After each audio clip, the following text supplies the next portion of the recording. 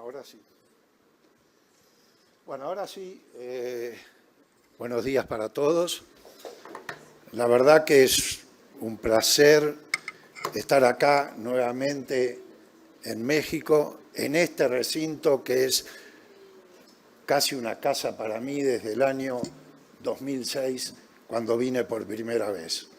Un agradecimiento muy grande al presidente de la Confederación, que me pidió especialmente Homero García que viniera, al doctor Juan Robles y al doctor Otón Reynoso, que tuvo el mal gusto de caerme a mi casa en el mes de octubre para convencerme de que venga. Y él me dijo, pero no tenés que venir, no, a México quiero ir, lo que no quiero es ir a dar una plática, porque yo ya no sé qué decirle a los mexicanos. Pero también le pedí que cambiar la disertación, porque me pidieron que hablara sobre la trazabilidad de América Latina, y cuando vi el panel dije, ¿para qué voy a hablar yo de la trazabilidad en América Latina si invitan a cada país a decir lo que está haciendo? Entonces déjenme hablar de la trazabilidad como una oportunidad, y por qué estamos hablando de esto que hay que hacer. Y ahora le agrego otro agradecimiento, que es a Ken, porque dijo muchas de las cosas que yo voy a decir. Y a veces eso es bueno, que se reiteren.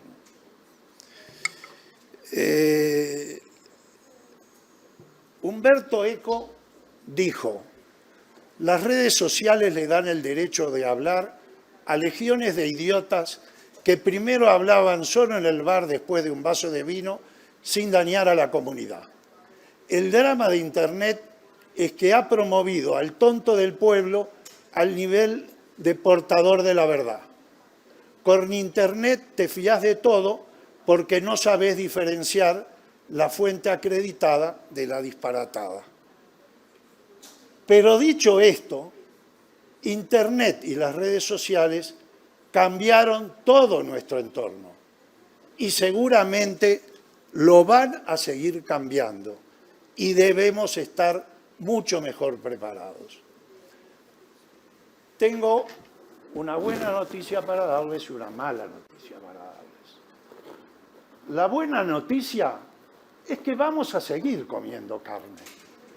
No tengan problemas que todas las taquerías a lo largo y ancho de México van a seguir ofreciéndole la carne picada o la carne en trocitos, sin exigir nada. ¿Por qué? Porque la carne sin procesar forma parte de la dieta primitiva, es cultural. Cualquiera que vaya a un museo de historia verá dibujos de animales en todas las distintas civilizaciones. Se sabe, y hoy confirmado, que forma parte el comer carne del desarrollo de nuestro cerebro, que además es una fuente completa de proteína que no me la da la alimentación vegetal. Además tiene vitaminas y minerales esenciales que no me los dan los vegetales. Que las especies domesticadas se hicieron para un fin. Hoy se habla mucho sin tener un plan B. ¿Tá? El animal... Acá, bueno. El animal vino, se domesticó para un fin. Lo otro muy importante y que no se habla mucho, hay 1.500 millones de personas involucradas en la cría de ganado a nivel mundial. Y que si sumamos la de la cadena agroalimenticia, podemos llegar a cerca de 2.000 millones. Y lo otro que yo les pido que sigan de cerca, que lo acompañen, es lo llamado la Declaración de Dublín del 2022, donde más de 1.200 científicos de todo el mundo, no sé si hay de México, seguramente, están apoyando a través de trabajos científicos sociales el consumo de la carne. Y la Declaración de Dublín que se llama así 2022, empieza como razón de ser, no termina, diciendo que los sistemas ganaderos deben progresar sobre la base de los más altos estándares científicos. Son demasiado valiosos para la sociedad como para convertirse en víctimas de la simplificación, el reduccionismo o el fanatismo. Sigan a este grupo que hace menos de un mes se volvieron a reunir en Denver, Estados Unidos. La mala noticia es que hay amenazas y las amenazas son reales. Cuando yo afirmo que se va a seguir comiendo carne, no estoy defendiendo los sistemas tradicionales de producción. Porque hay preocupaciones ambientales y la producción de carne está en el foco de la tormenta.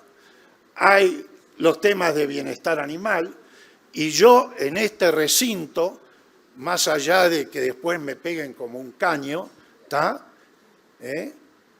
Si hay alguien que cuida bien a sus animales, es el ganadero, que nació, vivió con ellos y que además es su fruto de vida.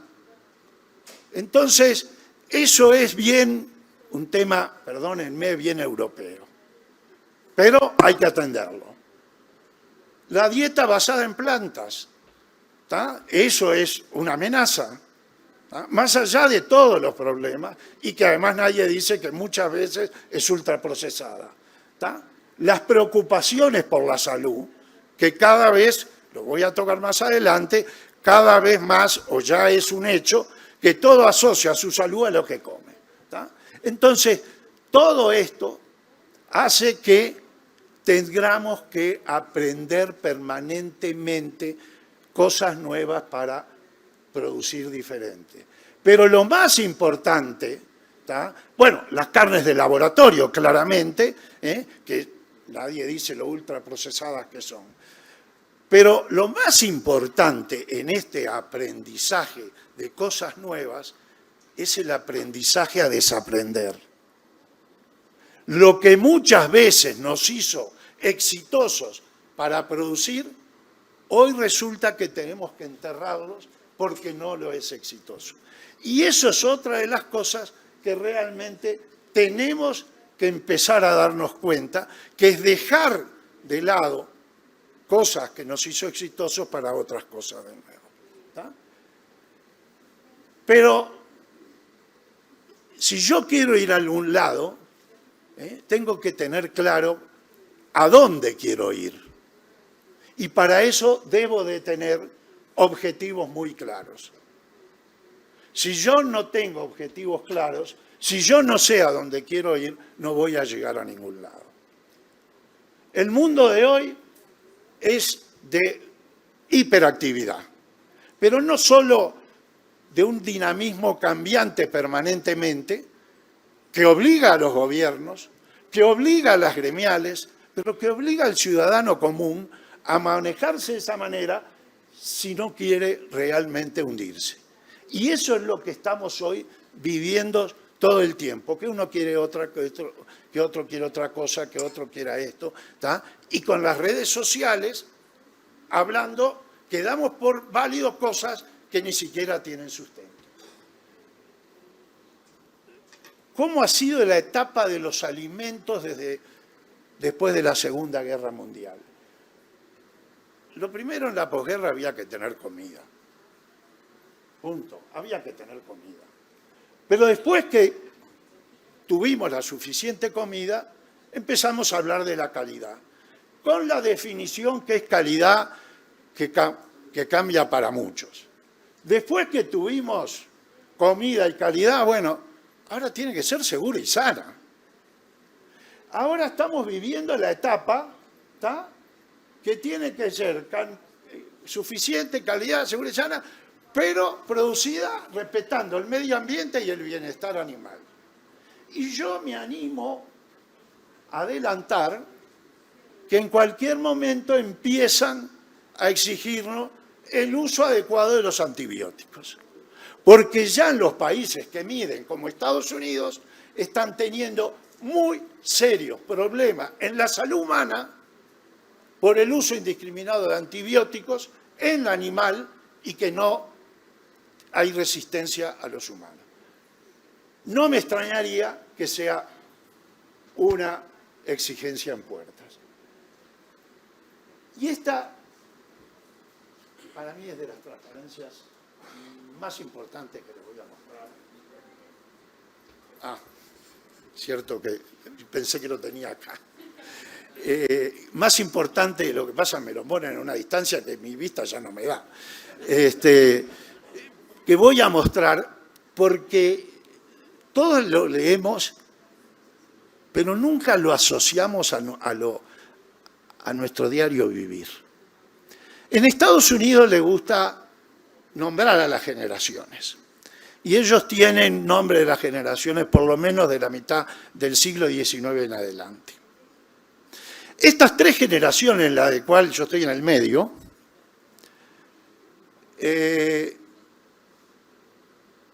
se criaron, son de la Segunda Guerra Mundial, hijos y nietos de esa gente. Son generaciones que vivieron la guerra, vivieron las consecuencias de la guerra, y todos los de esta edad se vivieron con familias dedicadas al trabajo, a la concentración del trabajo, al ahorro. Yo recuerdo que en mi país los bancos regalaban alcancía para que los padres le dieran a los niños para enseñar a ahorrar. Eso hoy nadie habla y es casi como lo ven en un museo de Egipto. Son generaciones que nos fomentaron el trabajo, el ahorro, la disciplina, bastante autoridad paternal. Son generaciones que nos formamos con la radio, con el periódico y con el cine. Recién en la X o al final empezó la televisión, pero no la televisión de hoy de canales con control remoto. 3, 4 canales, no más, que teníamos que levantar. Yo sé que los jóvenes me están mirando con los ojos de este tamaño, pero teníamos que levantarnos a cambiar el canal. Y con la antena, que había que orientarla. A partir de acá empezó lo que llaman los millennials. Y la pongo de otro color por 2 cosas. Porque a partir de los millennials se universalizó el mundo. Hoy los millennials de Estados Unidos son iguales a los de China, a los de México, a los de Francia y el Uruguay. Son generaciones que empezaron a criticar lo de los padres. Son generaciones, en los millennials cayó el muro. Son generaciones que se criaron en el mundo libre, con el que se denomina mundo libre. Son generaciones que empezaron a ver las comunicaciones. ¿tá? Y a raíz de los millennials, después vinieron los centennials, que ya toda criada en la era digital. ¿tá? Y hoy están haciendo, ¿tá? la que se llaman alfa, termina el año que viene, ya con inteligencia artificial, toda nacida en el siglo XX, y que estas últimas 3 generaciones son el 60% de la población mundial. Son las que a través de las redes sociales se comunican y hablan y dicen lo que hay que hacer. Entonces, nosotros fuimos hijos de las otras. Estos están siendo hijos, el 80% de la generación alfa son hijos de los millennials. Todo lo que le contamos nosotros, para ellos es de museo. Entonces, a veces cuando decimos, no entiendo a la juventud, no, hay que entenderlos. Tienen otras maneras, otros códigos, otros valores, pero no tienen, por ejemplo, o no lo hacen. Si hoy hay un recital de Taylor Swift, y en el trabajo no me dan libre para ir a verlo, me voy del trabajo. No dejo de ir al recital, cosa que no hacíamos antes. Así actúan. No hay el respeto por el trabajo único que teníamos nosotros. Y son, sobre todo, muy exigentes al momento de comprar los alimentos. Ha habido cambios en los hábitos de la gente. Eso tenemos que entenderlo. ¿Tá? Las nuevas tecnologías, ¿tá? Las nuevas tecnologías han cambiado toda nuestra vida, desde lo rutinario hasta lo comercial, y en el trabajo, en el agro, en todos lados. ¿Tá? Las comunicaciones, les vuelvo a repetir, nosotros teníamos la radio, el periódico y la televisión de canal. No existía la televisión vía en vivo. ¿Tá? La mujer en el mercado laboral, la entrada de la mujer en el mercado laboral hizo, a su vez, que hubiera mayores ingresos en un hogar, pero al mismo tiempo menor tiempo a lo que tradicionalmente se dedicaban nuestras madres, ¿tá? Que eran las tareas del hogar y sobre todo a la cocina y lo que sea. Se dejó de cocinar mucho en la casa para ir a buscar la comida al supermercado. Y la salud y la comida, que se los dije recién, cada vez más o ya nuestra salud está en repercusión directa con lo que como. Y ahí, y ustedes saben porque, como me dijo mi amigo que vino acá y mentor de todo esto, Ken Bulik, fui al médico y terminé visitando a 10. ¿Tá? Y todos sabemos que por dietista hay una receta, ¿no? Lo que uno me recomendó, el otro me lo criticó. Y las sociedades igualitarias, ¿tá? Donde hoy se habla de una igualdad, todos hacen todo, ya lo vimos a Everardo limpiando el piso recién, que sabemos que es, no sé cómo lo caerá en la casa, ¿no? Porque se le cayó el café. Y los 4 factores que están cambiando el consumo de alimentos. La calidad y la seguridad alimentaria, que es mucho de lo que estamos hablando. La migración rural y la urbanización. Ya desde 3 o 4 años, ya el 60%, es más la gente que vive en los centros urbanos que en los centros rurales. Ya está cerca del 60% viviendo en centros urbanos. Perdieron la noción de lo que comen, porque cuando tú estás en los centros rurales, tú te haces tu propia comida en la gran... Tenés tu huerta, tenés tu quinta, tenés tus gallinas, tenés tus huevos y tenés tus alimentos. Cuando vas al centro urbano, ya no sabés de dónde viene. Y hoy el 60% de la población del mundo está en centros rurales, urbanos, y va creciendo. ¿Tá? La preferencia del gusto de los consumidores jóvenes. Porque además, ya comer para gran parte de la población ya no es alimentarse, es diversión. Forma parte de voy a tal restaurante porque hacen esto de tal manera, o voy a comer la comida preparada pero en tal lado. Es otra cosa más que cubrir las necesidades básicas. ¿Tá? Y el aumento cada vez más de la demanda de alimentos de alta calidad. Porque las generaciones jóvenes cada vez quieren comprometerse menos para formar familias.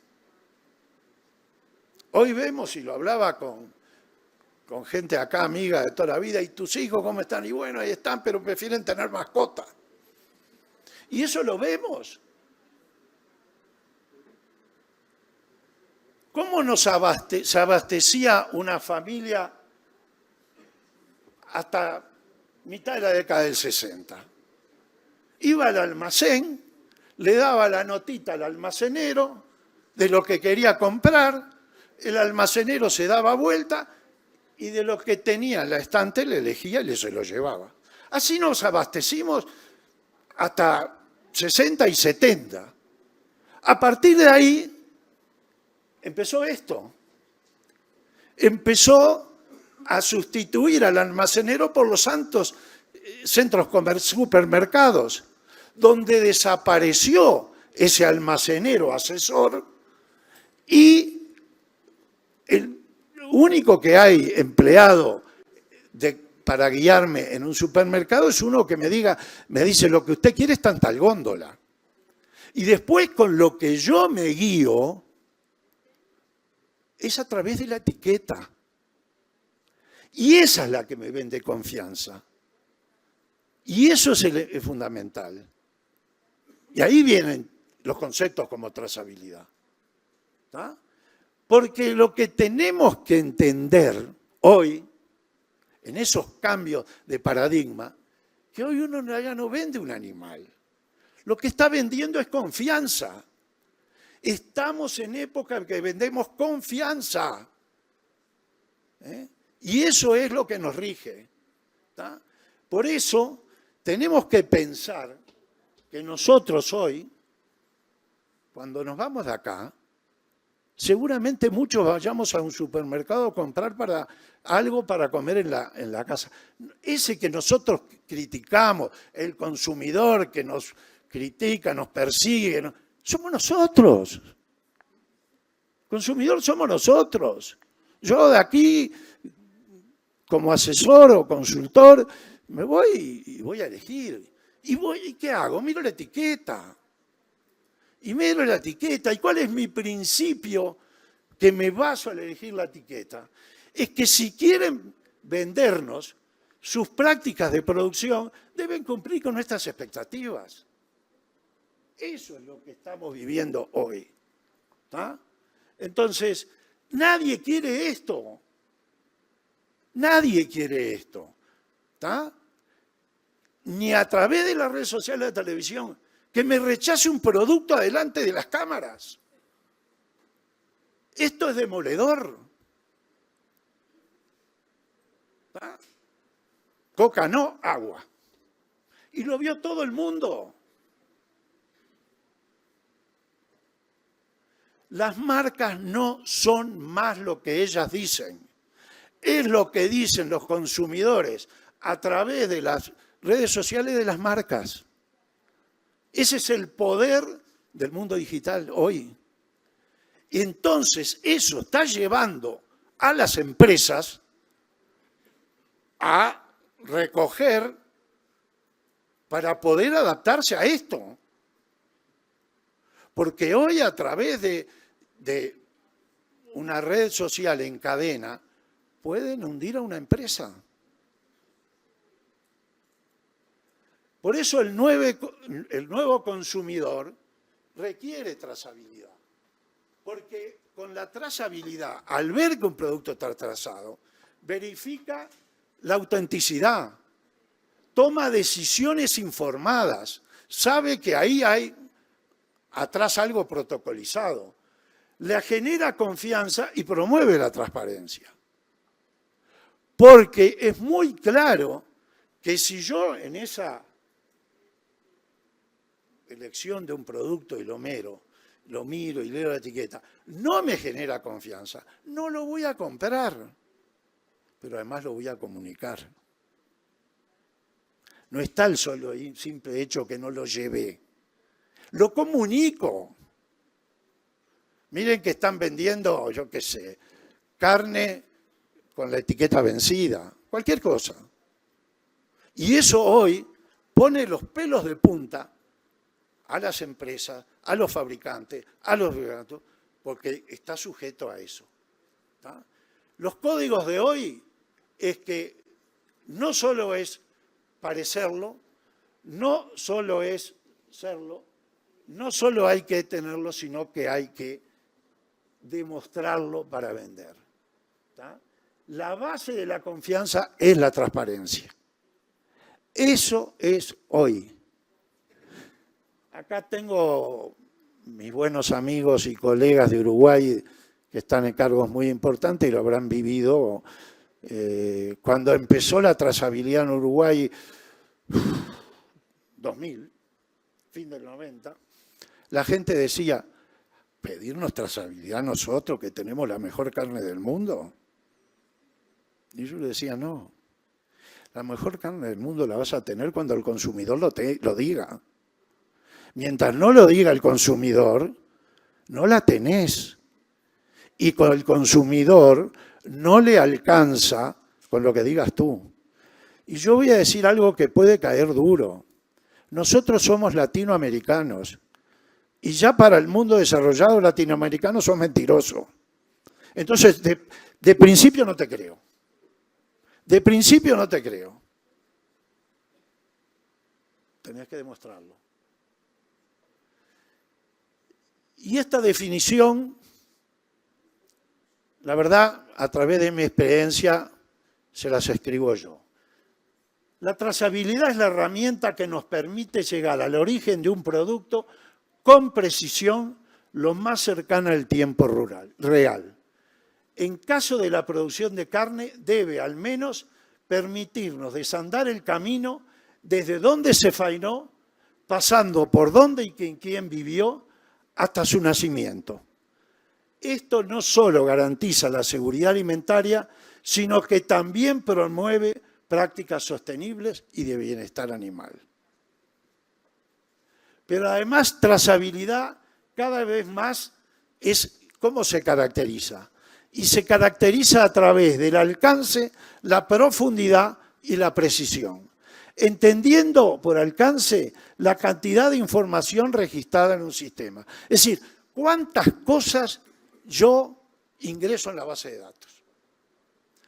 La profundidad es cómo que tanto hacia atrás, hacia adelante se mantiene la trazabilidad. No es lo mismo del nacimiento a la góndola que hacerlo de los últimos 90 días al frigorífico. Eso es lo que valoriza más o menos un sistema de trazabilidad. Y la precisión es hablar del sistema de ubicar con exactitud el origen de un problema lo más rápido posible. Hoy es todo eso conforme la trazabilidad. Y todo esto, por supuesto, lo más cercano en tiempo real. Y por eso yo defiendo y sostengo que se tiene que hacer con identificación electrónica. Yo todos los sistemas de trazabilidad que conozco y que empiezan a caminar están enmarcados dentro de políticas públicas. El uruguayo, el argentino, el mexicano, está enmarcado dentro de políticas públicas. ¿Cuál es el otro que es importante? Que los sistemas de trazabilidad hay que verlos como algo dinámico, no como algo estático. Empiezan como un tema de salud animal por los 60 o 70 en los países que integraban lo que hoy es la Unión Europea. Creo que eran entre 6 y 8 países, por los temas de tuberculosis y brucelosis. Y es un tema que después empezó a dar importancia para conquistar mercados.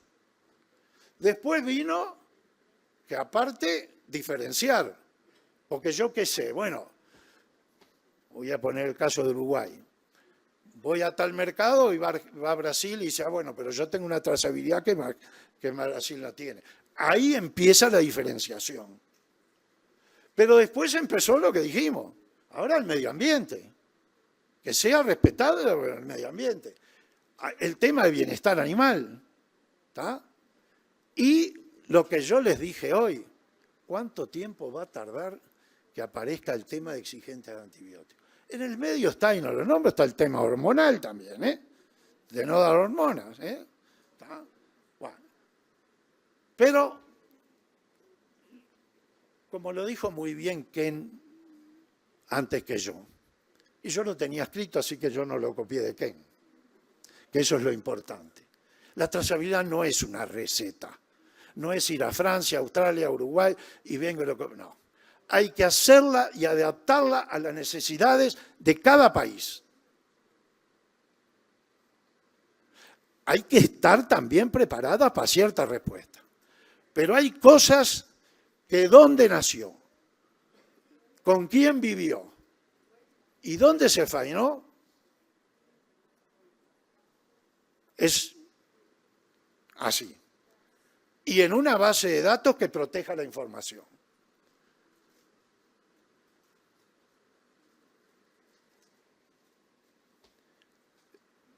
A mí nadie me dijo que Ken era australiano. Entonces me hizo la trampa, me dijeron que era Estados Unidos. Entonces yo dije, no voy a hablar de ningún país, ¿tá? Porque van a hablar de ellos. Pero es interesante que sepan el programa del SafeMeet de Australia, en el cual no le hablar mucho, que no, porque no mucho sé, pero les pongo la página web para que ustedes lo puedan profundizar. Es un organismo público-privado financiado por el gobierno y la industria de la carne. Industria de la carne integra desde el ganadero hasta el lugar de faena. No se llama acá el lugar frío, el matadero. ¿Está? Para proteger un negocio del agronegocio australiano que representan 50.000 millones de dólares americanos, donde exportan 70-80% para arriba. Y saben que si tienen un problema sanitario, esos 50.000 se transforman en menos de 20.000. ¿Y quién es el garante de todo eso? El sistema de trazabilidad con identificación electrónica de Australia. Para que vean la importancia. Yo les pido, los invito, ahí está la web, para que profundicen con un poco más. ¿Y por qué hablamos de trazabilidad? Estamos en el mundo del conocimiento. Trazabilidad es registrar.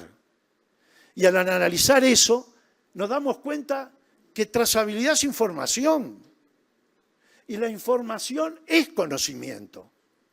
Si ese conocimiento está bien logrado, es en tiempo real, es claramente una ventaja competitiva.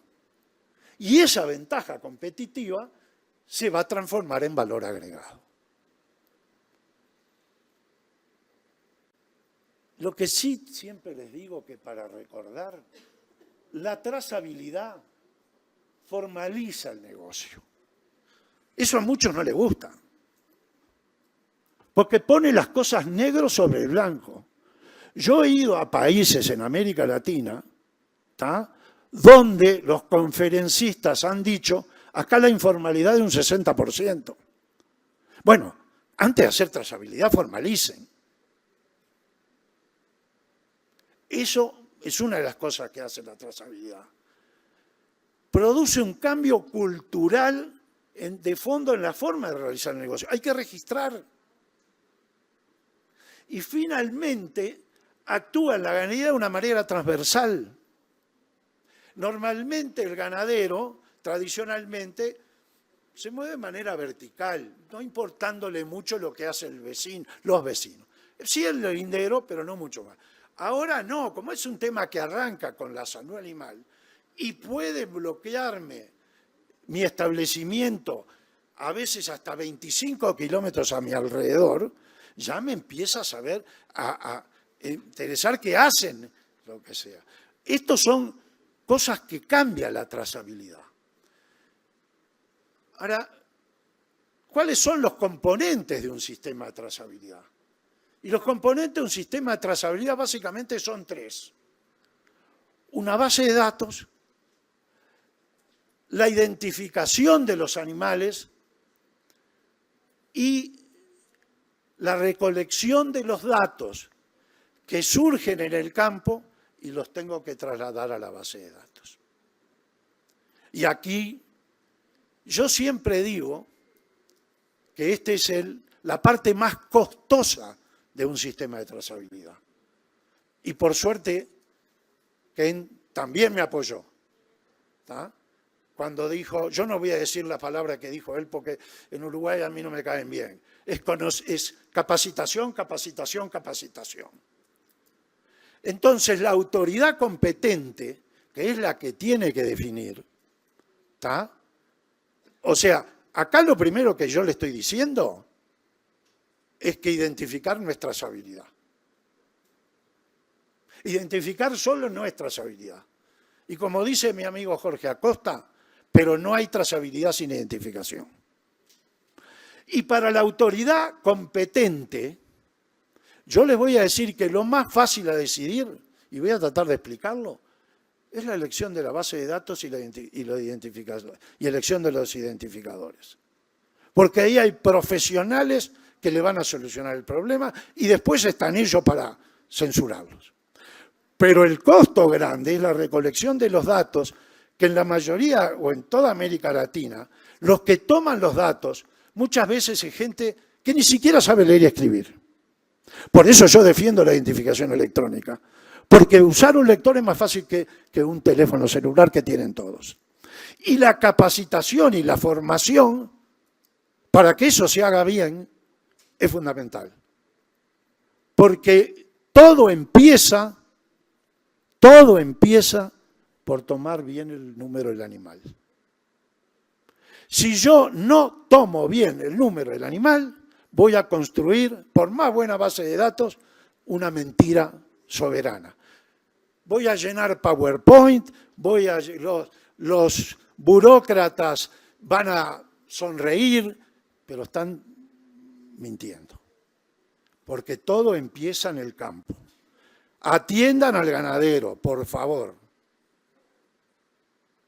que es el verdadero rey de este sistema. Y voy a hablar detenidamente, no detenidamente, superficialmente un poco de cada una de estas cosas.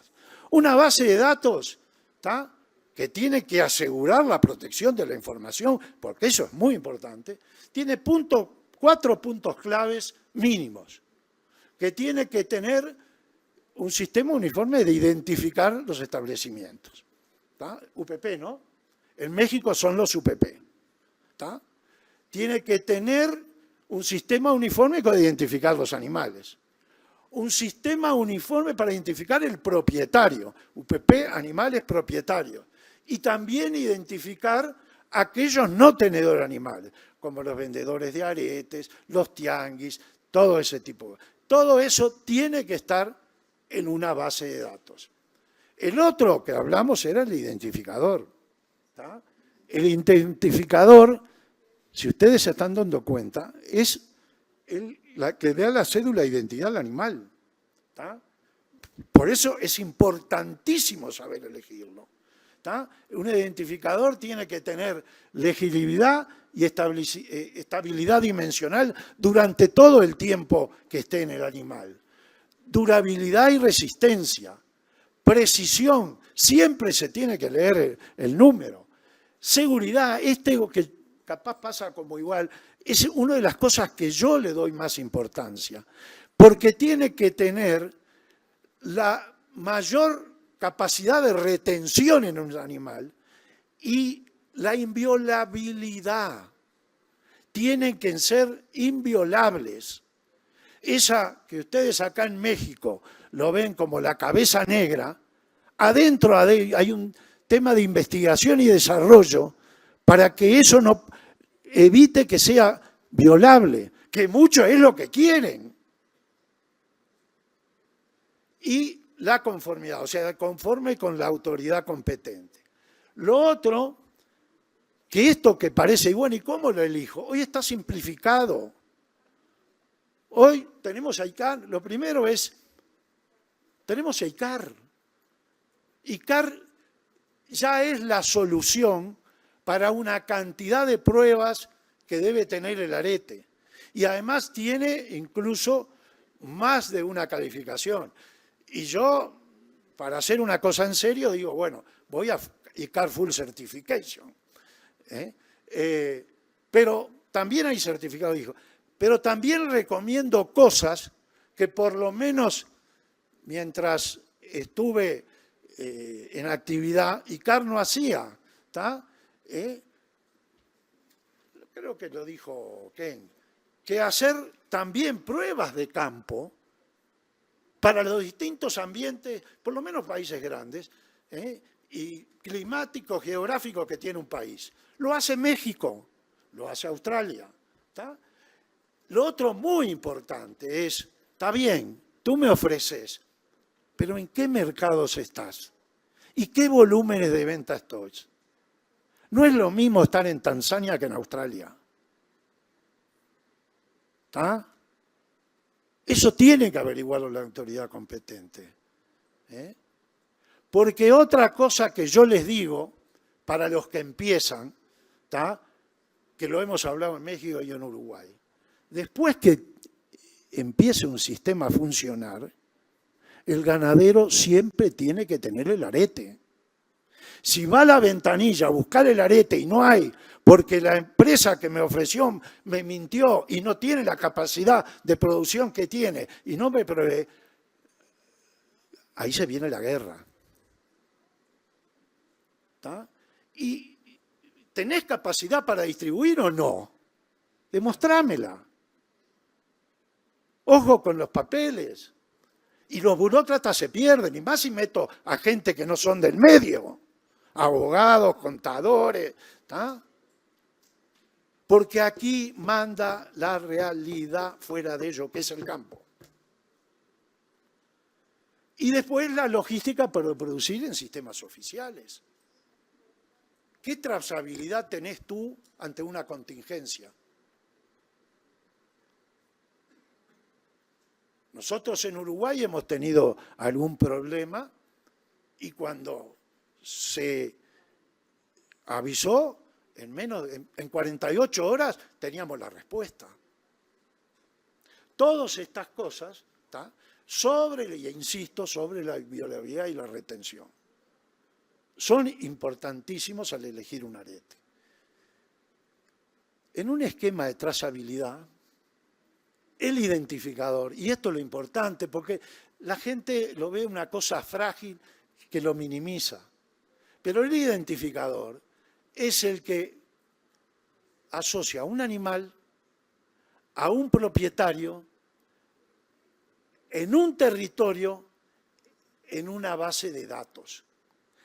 Eso tan endeble que nosotros vemos es el responsable de esto.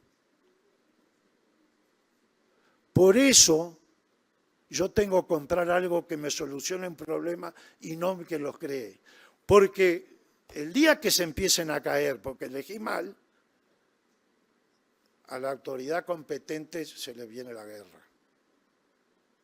Porque el identificador es el que me da todo eso. Porque si yo lo vendo, el identificador sigue con el animal. Ahí lo que cambia es de propietario y de territorio. O sea, y vuelvo a lo mismo, la inviolabilidad de los aretes es indispensable. Un identificador inviolable es aquel que queda en animal vivo toda su vida y que no pueda ser reiterado sin ser alterado. Sin ser alterado.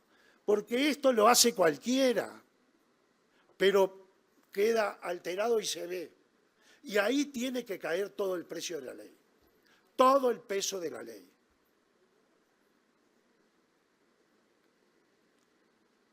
Y el último punto que yo les dije, que compone un sistema de trazabilidad, era base de datos, la identificación, la recolección de la información. ¿Tá? Que este es, para mí, el más costoso, ¿tá? Porque involucra a gente que muchas veces, algunos terminó la escuela, otros ni siquiera terminó la escuela, pero es donde se inicia todo. Todo se inicia en el campo tomando bien el número del animal. Entonces, la estrategia de comunicación, de capacitación, además es permanente. Nos dieron una charla, lo sabe muy bien Ken, lo saben muy bien ustedes, por lo que hace Baldomero en capacitación. Es una tras otra, repetir y volver y repetir y volver y decirle, no, como lo dijo Ken, no lo hago para perjudicarte, lo hago para beneficiarte. Por eso lo digo y lo voy a recalcar ahora que termino. Una trazabilidad bien instrumentada. Es inclusiva, porque pone a todos los ganaderos por igual, como lo es la de México. el chiquito de una vaca con el grande que tenga la que quieran ustedes. ¿Está? En definitiva, la identificación electrónica es tener un arete electrónico, un lector y una base de datos, porque todo empieza digitando bien. Estamos en un mundo realmente muy complejo. ¿Ah? Todo lo vivimos.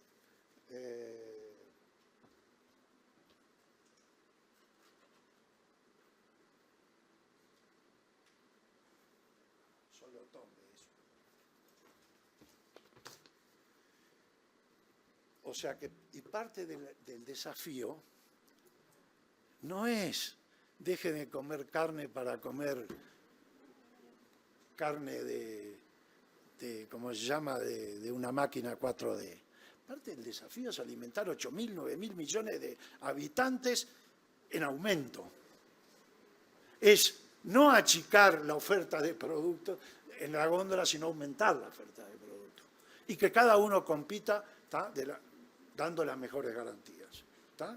Y la trazabilidad es la herramienta que se desarrolló para darnos esta garantía. ¿Tá? Entonces, por eso digo que un sistema que es inclusivo, que pone a todos los ganaderos por igual. En mis visitas en América Latina, que íbamos con mi amigo Rodrigo, muchas veces nos planteaban, no, pero el problema no queremos perjudicar a los productores chicos, los vamos a dejar afuera, el costo. No, lo que están haciendo ustedes ahí es marginándolos más. Primero, el grande se va a aprovechar que le va a comprar más barato, como no está en el sistema. Pero segundo, está creando un problema sanitario. Si ese productor chico no está identificado y tiene un problema sanitario, ese problema no lo atajo más. Después, las políticas dirán, ¿cómo lo atiendo? ¿Cómo le soluciono el problema? Por eso es inclusivo. ¿Tá? El consumidor lo que exige es confianza. Eso es otro tema. Es tu problema. Yo no creo en lo tuyo, compro otro. ¿Tá? Entonces, quiere ir a la góndola del supermercado a comprar soluciones. ¿Tá? O sea, pero en la punta de ese retiro está el productor, que tiene que entender lo que hace. Y lo va a entender, porque que no sepa leer y escribir alguno, no quiere decir que no sea inteligente y no entienda. No confundamos. Y ahí es el gran rol que tienen las entidades ganaderas, las autoridades competentes. ¿Tá? Porque nada se puede, yo recalco, construir bien sobre algo mal escrito.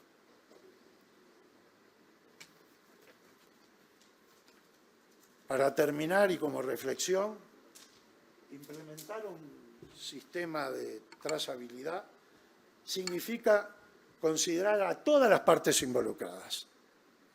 Sin embargo, no es lo mismo hacerlo de manera genuina, como muchos en Latinoamericana lo quieren hacer para ver si zanjo el problema, sin importar el cómo. Las auditorías son, en definitiva, las que tienen la última palabra.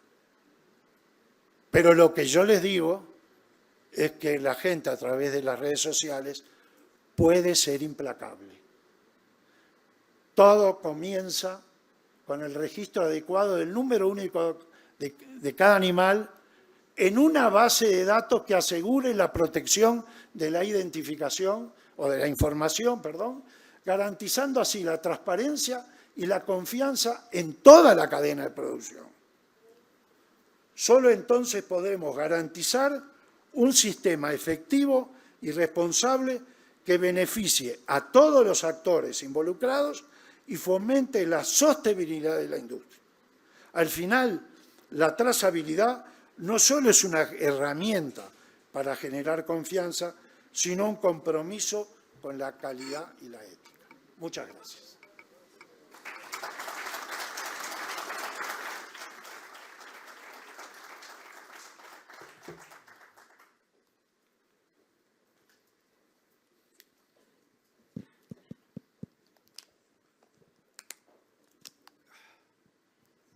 sé. No, sí, si quiere pregunta, sí, claro.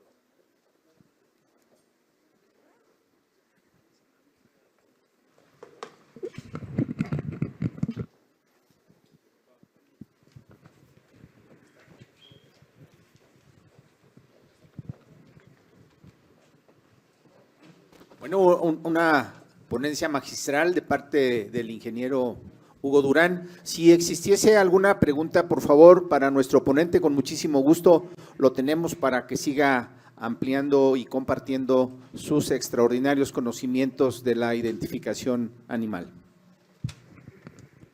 Sí, adelante, doctora. A ver, allá usted, por favor. Buenos días.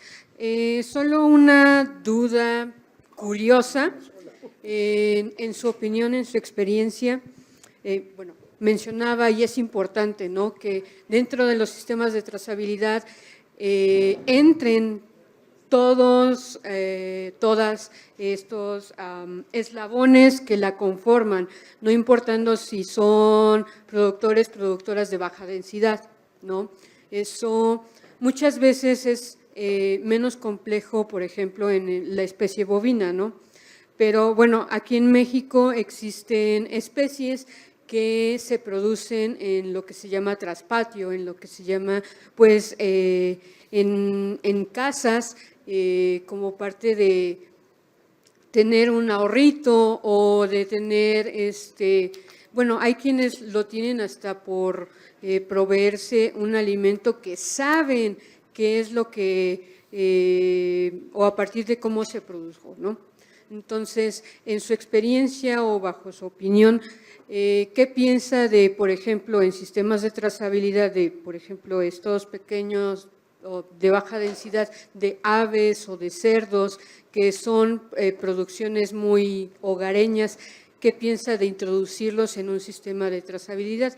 Ya que, pues, como son de hogar, pues, por ejemplo, su alimentación, pues, es a veces de residuos, de lo mismo que comen las familias, que a lo mejor no tienen como todo el control en cuanto a la sanidad animal. ¿Usted qué piensa de meterlos o no meterlos o pedirle menos información? Bueno, me está haciendo una pregunta en ramas de producción que no han sido nunca mi especialidad ni nunca he trabajado.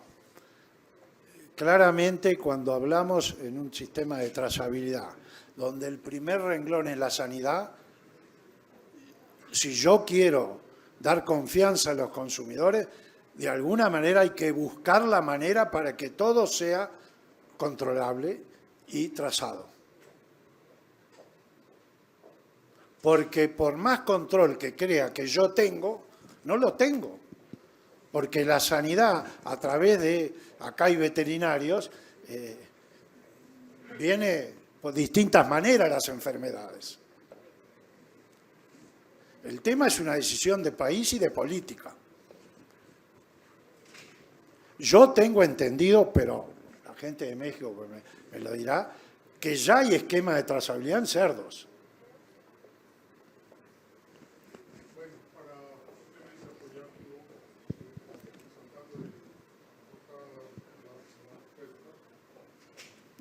El sistema mexicano, no quiero hablar de nada más, considera todo ganadero y toda unidad de producción existente en México, inclusive las muy pequeñas unidades de producción. No hay restricción, sabemos las limitaciones culturales que impiden el acceso de esa gente a estos sistemas y la aplicación de todos los esquemas que se tienen otorgados actualmente. Y muchas veces, hablando de las especies animal, tienen también, dependiendo el inventario ganadero de esa especie en el país, por ejemplo, domina en mucho la especie bovina que va hacia la producción de carne. Pero también en México es muy importante la actividad de miel para apoyar todos los procesos de exportación y sanitarios.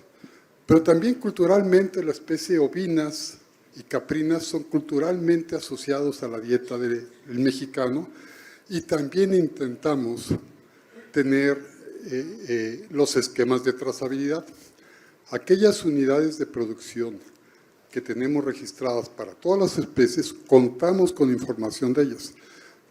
Pero también quiero reconocer que hay muchas unidades de producción de esas especies minoritarias que por su ubicación, su grado de marginalidad, su poca accesibilidad, están fuera de nuestro control.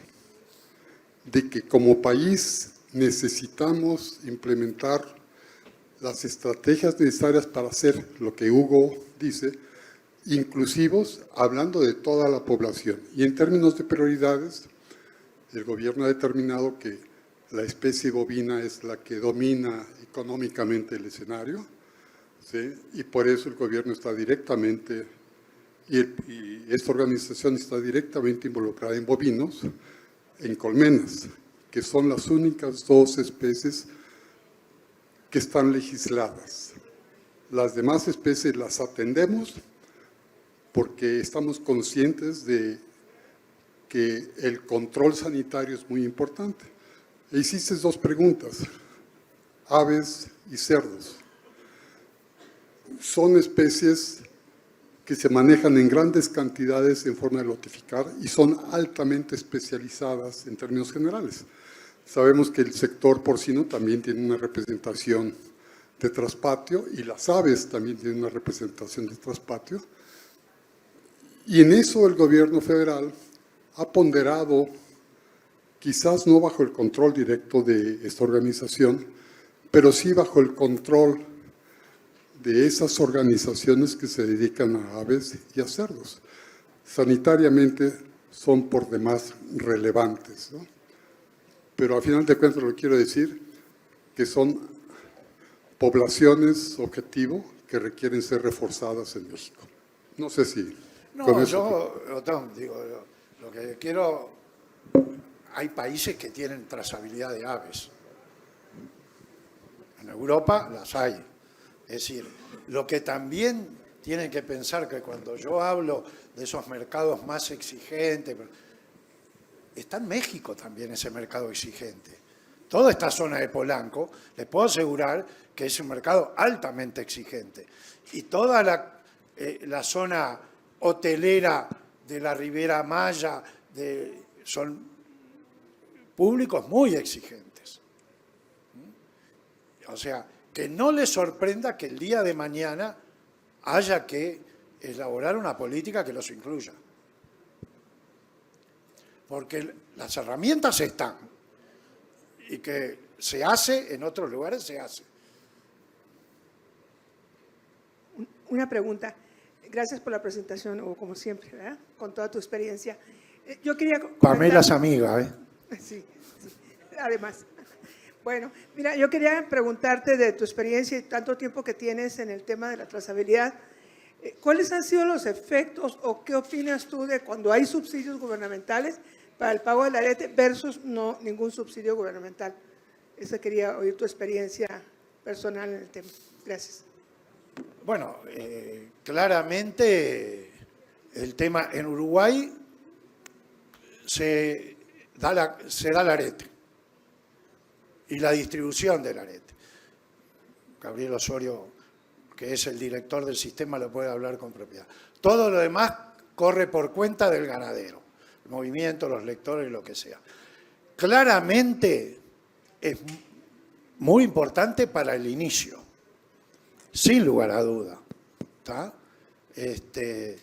Y ayuda, sin lugar a duda. Crea responsabilidades y crea también otros controles, porque a veces la gente, cuando se lo dan, abusa. Y eso es un dolor de cabeza permanente de Gabriel, ¿tá? Que está teniendo que sacar cada tanto cosas para controlar y etcétera, etcétera. Pero sí. Pero lo más importante es definir un esquema de trazabilidad. Yo he visto países que compran identificadores electrónicos y no compran lectores. Eso es gastar. Eso es gastar. Pero a veces el auditor pasa. Ojo. Yo creo que gran parte de la responsabilidad pasa por los auditores. Pero cada vez más, las redes sociales cada vez más, y bueno, aparentemente Europa, con el tema de la deforestación y todo eso, lo está haciendo casi de verdad revelada. ¿Hasta cuándo? No lo sé.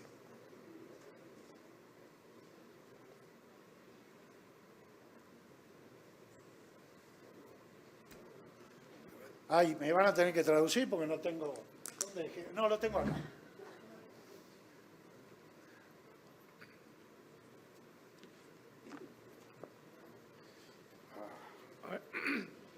Si no, me la preguntás en el hotel. I agree with what you just Estoy de acuerdo con lo que acabas de decir. Wait. Tenemos subsidios en Australia y creo yo que se daban al principio gratuitos y después hubo subsidios como por lotes. Pero lo que acabas de decir es extremadamente correcto. Quería reforzar. Los subsidios deben venir con una responsabilidad compartida. Si no hay esa responsabilidad compartida con esos subsidios, entonces se vuelve un abuso. Y con la responsabilidad compartida podrían acabar los subsidios matando el sistema. What Ken is saying reminded me something that I always say this in Uruguay. I don't like to talk about El negocio de la carne en Uruguay, ahora la forestación puede ser que lo esté pasando, pero es el negocio número 1 que tiene el Uruguay. El Estado es socio de ese negocio, sin lugar a duda que es socio. Bueno, yo en este negocio que soy socio te aporto los identificadores. Y capaz está poniendo mucho menos de lo que debería de poner. Entonces, a mí no me gusta hablar de subsidio. Me gusta hablar de un socio que a veces yo no lo quiero, pero es el socio. Y es mi aporte a esa sociedad. A veces tenemos que cambiar el tono de las palabras. Decimos lo mismo y cambiamos todo. Pero el tema es ese. Otro tema importante que se estableció en Uruguay. Bueno, pero ¿cuánto más voy a ganar yo por hacer trazabilidad? Nada. Tú, nada. Pero vamos a estar en los mercados, que estamos, pero que no nos compran más si no hacemos trazabilidad y el precio del producto va a caer un 20, un 30, un 40%. Distinto es, de pronto, para algún país que no entra en esos mercados, y que aspira a entrar para lograr ese precio. Porque todo eso hay que también saberlo. Lo que, y lo digo con el máximo respeto, la viveza no corre más. Me saca la semana del apuro.